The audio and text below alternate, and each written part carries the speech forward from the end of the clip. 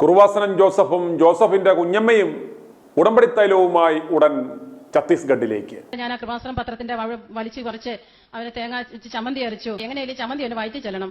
ഇവരത് ഭയങ്കര സന്തോഷത്തോടെ കപ്പ് വിഴുങ്ങിട്ട് മോനെ നല്ല ചമ്മന്തിയെ കൂട്ടി തിന്നോന്ന് പറഞ്ഞു. അവൻ ആ ചമ്മന്തി മുഴുവൻ അകത്താക്കി. പിറ്റേന്ന് രാവിലെ ആയപ്പോൾ വളരെ ശാന്തനായി, ഒരു കുഴപ്പമില്ലാതെ പരിശുദ്ധമ്മ ജീവനോടെ പ്രത്യക്ഷപ്പെട്ട സ്ഥലത്ത് ജനങ്ങൾ ആയിരക്കണക്കിന് അനുദിന അനുഭവങ്ങൾ വാങ്ങിച്ചുകൊണ്ട് പോകുകയും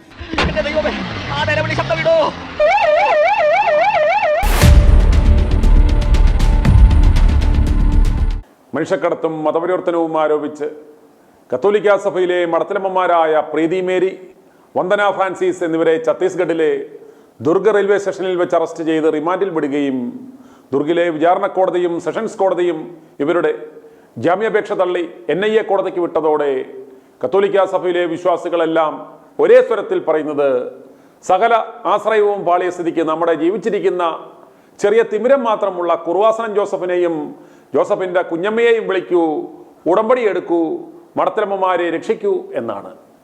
മനുഷ്യനാൽ സാധ്യമായതെല്ലാം ചെയ്തു എന്നും പറഞ്ഞ് കത്തോലിക്ക സഭാധ്യക്ഷന്മാർ തങ്ങളുടെ അംശവടിയും കറക്കിക്കൊണ്ടിരിക്കുമ്പോഴാണ് ഇപ്രകാരം ഒരു ഓർമ്മപ്പെടുത്തൽ വിശ്വാസികളുടെ ഭാഗത്തു നിന്നും ഉണ്ടായത്. ജാമ്യത്തിനായി കുറുവാസനൻ ജോസഫിനെയും കുറുവാസനൻ ജോസഫിന്റെ പൈശാചി കുഞ്ഞമ്മയെയും വിളിക്കൂ എന്ന്. അങ്ങനെ നാട്ടുകാർക്ക് മാത്രം അനുഗ്രഹം വാരിക്കോരി കൊടുത്താൽ പോരാ, വല്ലപ്പോഴും കമ്പനിക്കും കൂടെ അനുഗ്രഹം കിട്ടട്ടെ എന്ന്. ഞങ്ങൾക്കും കിട്ടി അപ്രകാരം ഒരു അശരീരി.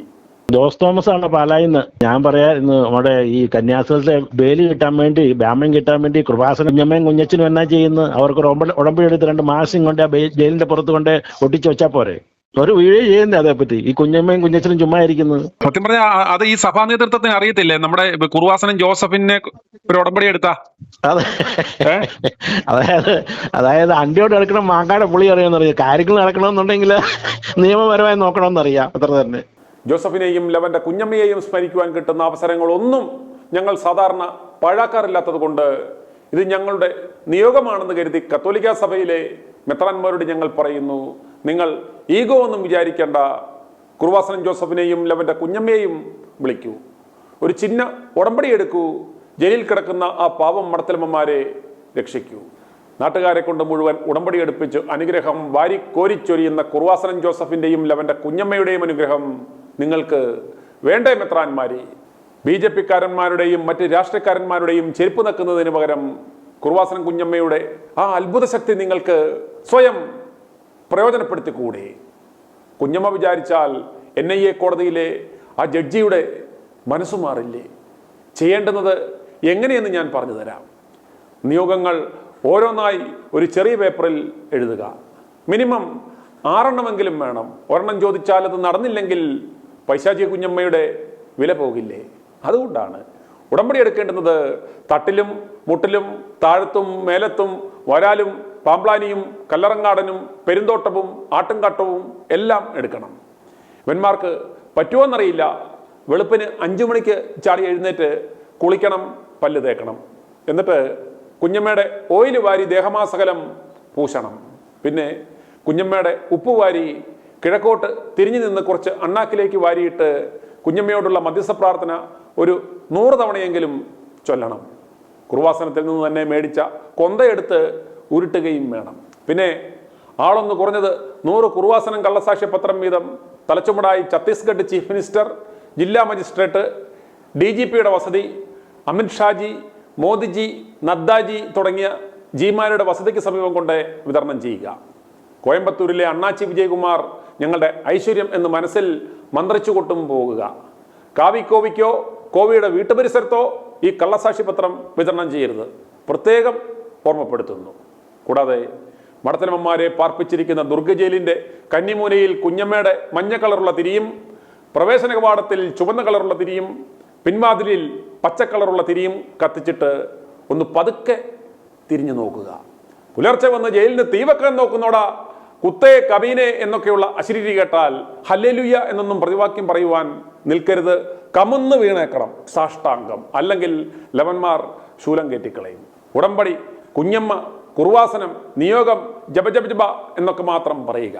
മിനിമം ഒരു 5 ദിവസം ഇപ്രകാരം ചെയ്താൽ ജീവനോടുണ്ടേൽ ഫലം ഉറപ്പാണ്.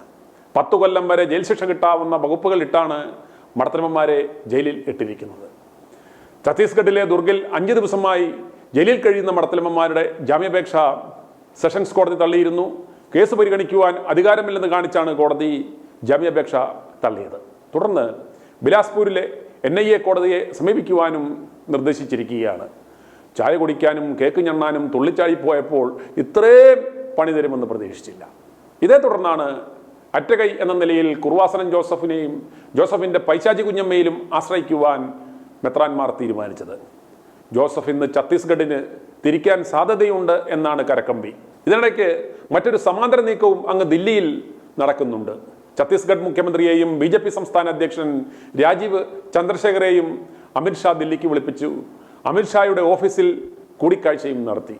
കാര്യമൊക്കെ മനസ്സിലാക്കി ഉടൻ ജാമ്യം ലഭിക്കുവാനുള്ള നിർദ്ദേശങ്ങൾ നൽകാം എന്ന് അമിത്ഷാ ഇവർക്ക് ഉറപ്പ് കൊടുത്തിട്ടുണ്ട് എന്നറിഞ്ഞപ്പോൾ മാത്രമാണ് കുർവാസനം ജോസഫ് പതുക്കെ ഛത്തീസ്ഗഡിന് പോകുവാൻ തയ്യാറായത് എന്നാണ് വിവരം. നാട്ടിൽ ചക്ക വീണ് മുയൽ ചാകുമ്പോൾ തനിക്കും കുഞ്ഞമ്മയ്ക്കും അതിൻ്റെ ക്രെഡിറ്റ് കിട്ടുന്നത് പോലെ അമിത്ഷാ ഇടപെട്ടുണ്ടാകുന്ന നേട്ടം തനിക്കും തൻ്റെ പൈശാചി കുഞ്ഞമ്മയ്ക്കും ലഭിക്കും എന്ന് ഉറപ്പായതോടെ മാത്രമാണ് കുർവാസനം ജോസഫ് ഛത്തീസ്ഗഡിന് പോകുവാൻ പെട്ടിയെടുത്തത്. അതുകൊണ്ട് പ്രശ്നങ്ങൾ വരുമ്പോൾ കുർവാസനം ജോസഫിലും അവൻ്റെ പൈശാചി കുഞ്ഞമ്മയിലും ആശ്രയിക്കൂ. അച്ചട്ടാ കാര്യങ്ങൾ. പക്ഷേ തിമിരം മാത്രം പോകത്തില്ലെന്നേ ഉള്ളൂ. i2i News, an eye for truth.